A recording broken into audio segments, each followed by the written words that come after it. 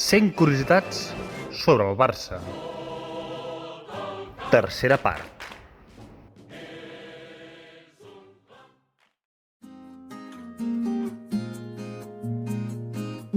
Número 51.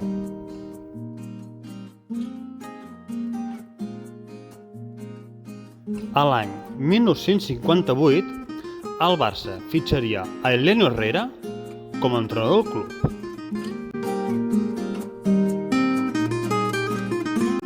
Número 52.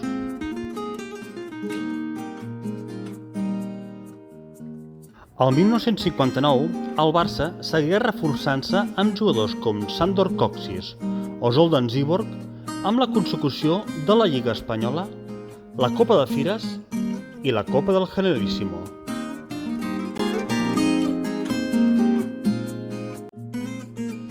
Número 53.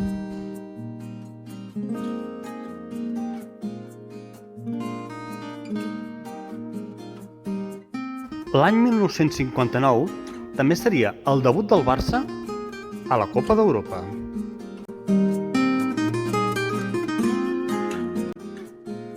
Número 54. L'any següent, el Barça tornaria a guanyar la Lliga i la Copa de Fires amb un total de 60 gols marcats.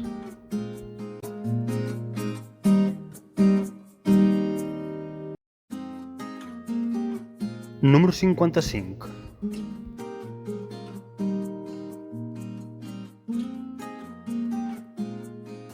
Es diu que va ser als anys 60 i en plena reivindicació contra el franquisme quan va néixer el crit de «Visca el Barça i visca Catalunya» i que d'arrel d'aquell fet tan excepcional, el president electe, en Narcís de Carreras, acabaria definint per primer cop el Barça com a més que un club.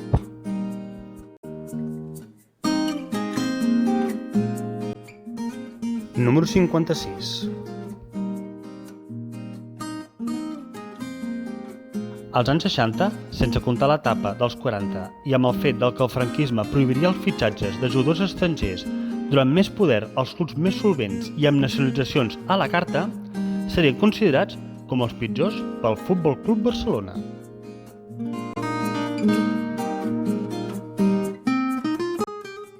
Número 57.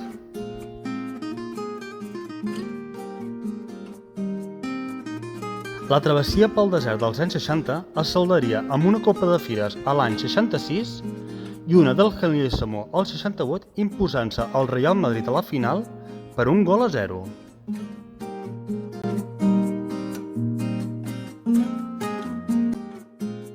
Número 58.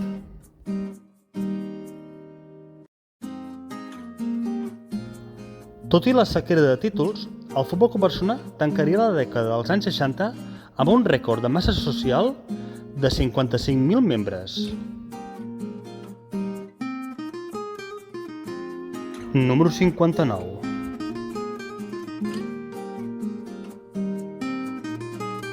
El 1973, i de la mà de l'entrenador Rinus Michels, arribaria un jove jugador holandès anomenat Johan Cruyff.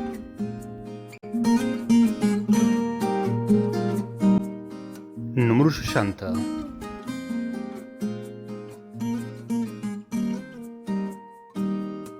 El 17 de febrer de l'any 1974, amb un gol de Cruyff, un de Juan Carlos, un de Sotil i dos de Sensi, el Barça guanyava 0-5 al Santiago Bernabéu.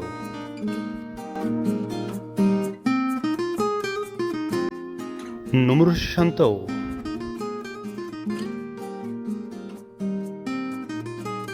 A la temporada 1973-1974 i després de 14 anys, el Barça tornava a guanyar una Lliga.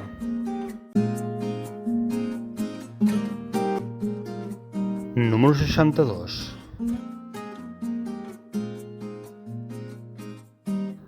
Als anys 70 també es guanyarien 2 copes més del Generalísimo i una altra de Fires. Número 63.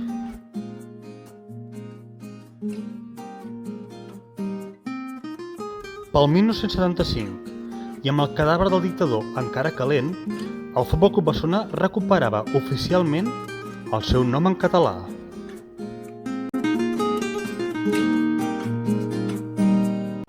Número 64.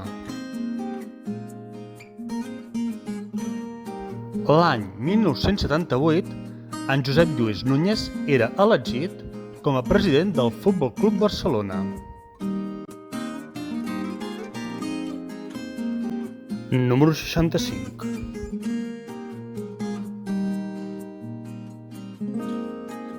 El 1979, l'expresident Agustí Montal proposava a la nova directiva comprar una masia molt propera al Camp Nou amb la idea de crear una escola de joves promeses per l'equip blaugrana.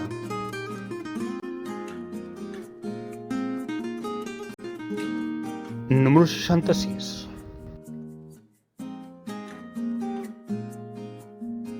El 79 també seria recordat per la consecució de la primera Recopa d'Europa per part del Barça. Número 67. El 1982, el Camp Nou viuria una ampliació de 150.000 espectadors.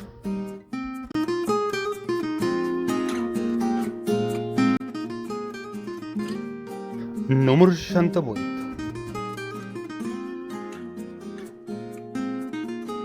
L'any 82 també seria recordat pel fitxatge de Diego Armando Maradona pel Barça, jugador que duraria a l'entitat 2 anys.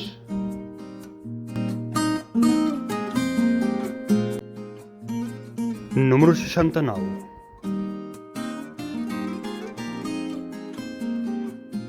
Als anys 80, el Barça només guanyaria una lliga amb en Perry Venables com a entrenador.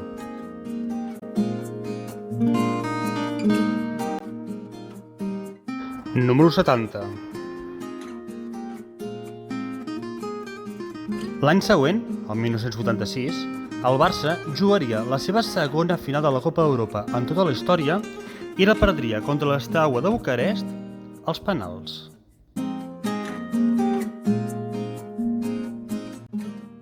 Número 71.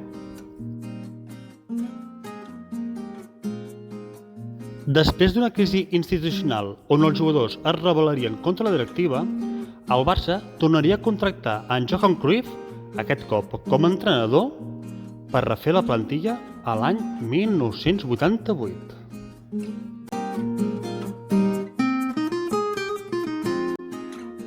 Número 72. Aquella primera temporada amb en Cruyff a la banqueta, el Barça no guanyaria la Lliga i a la Copa cauria eliminat als quarts de final. Però el 10 de maig de l'any 89 a Berna, l'equip blaugrana guanyaria la Recopa d'Europa contra la Sampdoria amb un gol de López Recarte i un altre d'en Julio Salinas.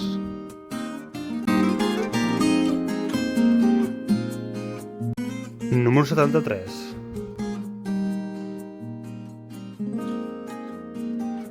A la temporada 1990-1991, el Barça es reforçaria amb jugadors com Hristo Stoichkov i per encetar la dècada dels anys 90, que fins a la data seria la millor de la història.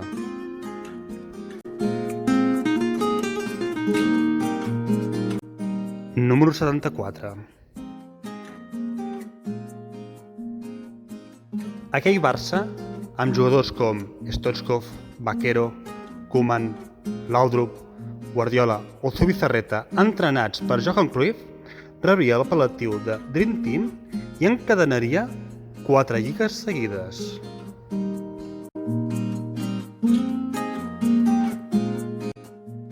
Número 75.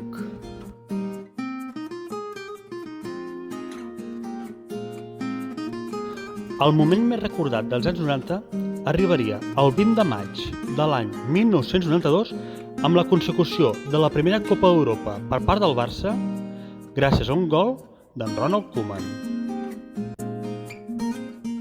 Barça! Barça! Barça!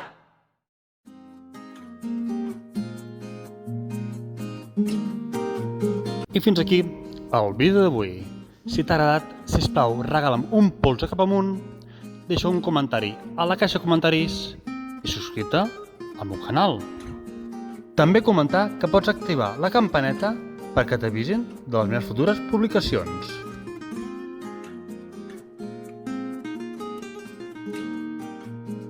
I per acabar, i com sempre, deixeu-me recomanar-vos la meva saga, La llegenda de l'insurgent, amb la seva primera part, 13, la segona, Els existencialistes, i la tercera, La xarxa fosca. Les podreu trobar a Amazon, en e-book i en edició de butxaca. Massa alegre m'ha quedat aquesta part. Ara entenc els 90, quan els grans eren tan negatius quan guanyàvem la Lliga.